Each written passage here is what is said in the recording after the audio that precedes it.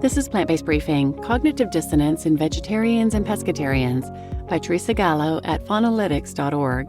And I'm Marian Erickson, host of this curated content plant-based podcast, where I narrate a variety of articles on plant-based and vegan living with permission in about 10 minutes or less every weekday. And today's article is from Faunalytics. I'm pleased to have permission to share their content. And today's is a study summary written by Teresa Gallo. She's an ethical vegan passionate about improving human and non-human relationships and challenging anthropocentric and speciesist thinking. She has a BA in environmental studies, a PG certification in social and psychological inquiry, and is starting an MSc in environmental psychology. She considers herself a lifelong learner and is currently studying sustainable behavior change. So now let's get to today's plant-based briefing.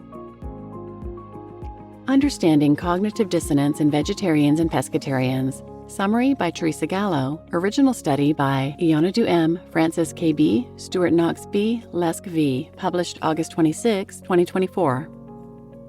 Do vegetarians and pescatarians attribute fewer mental abilities to the animals who are included in their diets? Most people care about the welfare of non-human animals. However, those same people routinely eat animal-based foods. The tension between caring for animal welfare and continuing to eat animal products contributes to a state of psychological discomfort called cognitive dissonance. Studies show that meat eaters use strategies to reduce feelings of unease caused by eating animals.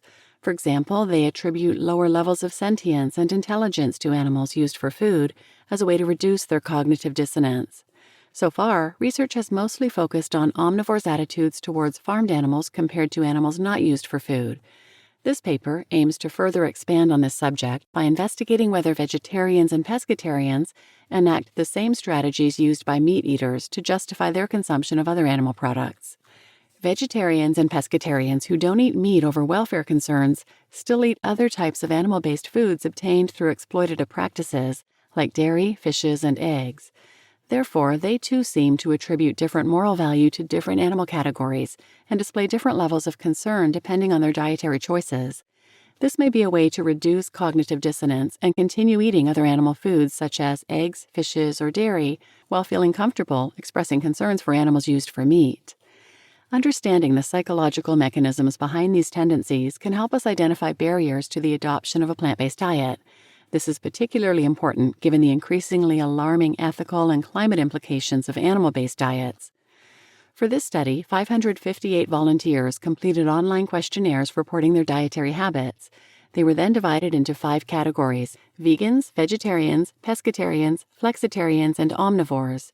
The researchers measured speciesist beliefs, mind attribution, or perceptions of an animal's mental capacities like intelligence and feeling emotions, and moral concern for aquatic animals and farmed land animals. Based on previous studies, the authors expected omnivores to show the highest rates of speciesism and the lowest rates of moral concern and attribution of mental abilities to animals used for food. Vegans were expected to show the exact opposite tendencies.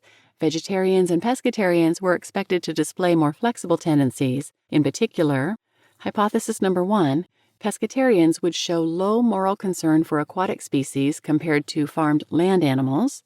Hypothesis 2, pescatarians would attribute less intelligence and sentience to aquatic animals compared to farmed land animals. And hypothesis 3, vegetarians and pescatarians would show more concern for animals used to produce meat, like beef cows and broiler chickens, than those used for producing dairy and eggs, like dairy cows and layer chickens. The study found that pescatarians and vegetarians tend to adjust their moral concern and perception of animals' minds to suit their dietary habits. This also happens when the same animal species is used for different types of food production, for example, cows used for dairy versus beef, or broiler chickens versus layer chickens. This tendency suggests that people variably attribute value and capabilities to non-human animals based on the animal's perceived function, for example, food animals versus non-food animals. Pescatarians and vegetarians, therefore, use the same strategies used by meat eaters to reduce cognitive dissonance. Other insights from this study show that anti-speciesist beliefs may not play a significant role in omnivore, flexitarian, and pescatarian eating choices. However, the opposite is true in vegans and vegetarians. As the authors note, this research has some limitations. For example, the participants in this study self-categorized their diet, so categories of different eating groups may not be fully accurate. Moreover, this study may have attracted participants already interested in animal welfare. Therefore, the population sample may not reflect real-world society. Additionally, more research on people's perceptions of aquatic animals is needed. So far, research has considered consumption behavior as a predictor of mind attribution and moral concern. However, this study suggests that an increased knowledge of animal minds, level of moral concern, and mind attribution can predict consumption behavior. For this reason, the authors of this study suggest that strategies promoting an increased understanding of animals' minds, coupled with advocacy efforts aimed at increasing moral concern for all farmed animals, may contribute to the reduction in animal-based foods. You just listened to Understanding Cognitive Dissonance in Vegetarians and Pescatarians by Teresa Gallo at faunalytics.org, and I'm Marian Erickson, your host. I can relate to this one because I was vegetarian for almost 20 years, thinking I wasn't doing anybody any harm, but I refused to watch any documentaries, any videos, because it was too disturbing, and I wasn't hurting anybody anyway. I didn't need to know that stuff. Well, my lack of education allowed me to continue believing that lie, and I continued harming animals horrifically in the dairy and egg industries. So I'm a big advocate for education, helping people understand the truth about what goes on in animal agriculture, the truth about what people are paying others to do to animals for them. I was vegetarian for about 12 years and then got sick of trying to eat out in restaurants and thought, well, I'm going to do some research and buy just humanely raised animals. Not, again, understanding any of the facts behind that and knowing that those animals are still exploited and mutilated and killed at a fraction of their natural lifespan. They're separated from their families, their social groups, all that stuff. And then I was pescatarian for a while because I thought, well, fish don't feel anything. And went on for a while before I actually had the nerve to Google, do fish feel pain? And then, of course, was horrified and stopped eating fish again, but still had no clue about the dairy and egg industries until I came across the book, The Whole Foods Diet, about whole food plant-based eating and how bad dairy and eggs are for our health, as well as meat and other animal products. I was so shocked, and I continued researching how to feed myself and my family a whole food plant-based diet. I was binging whole food plant-based podcasts and hearing the health stories and learning so much information, but these podcast hosts would once in a while sprinkle in somebody talking about the environment or sprinkle in somebody talking about animals.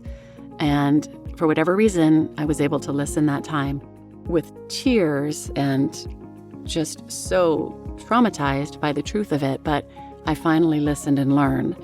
And I realize now that when I was vegetarian, quote unquote, for the animals, it was a lie. It's no different than being paleo. Vegetarians exclude just one of the three main forms of cruelty in the food industry. They exclude the meat, but they eat the dairy and eggs. Paleo people also exclude one of the three forms of cruelty. They exclude the dairy, but they eat the meat and the eggs. No difference whatsoever. I hope we can get this message out to people. So please share this episode with anyone who might benefit, and thanks for listening.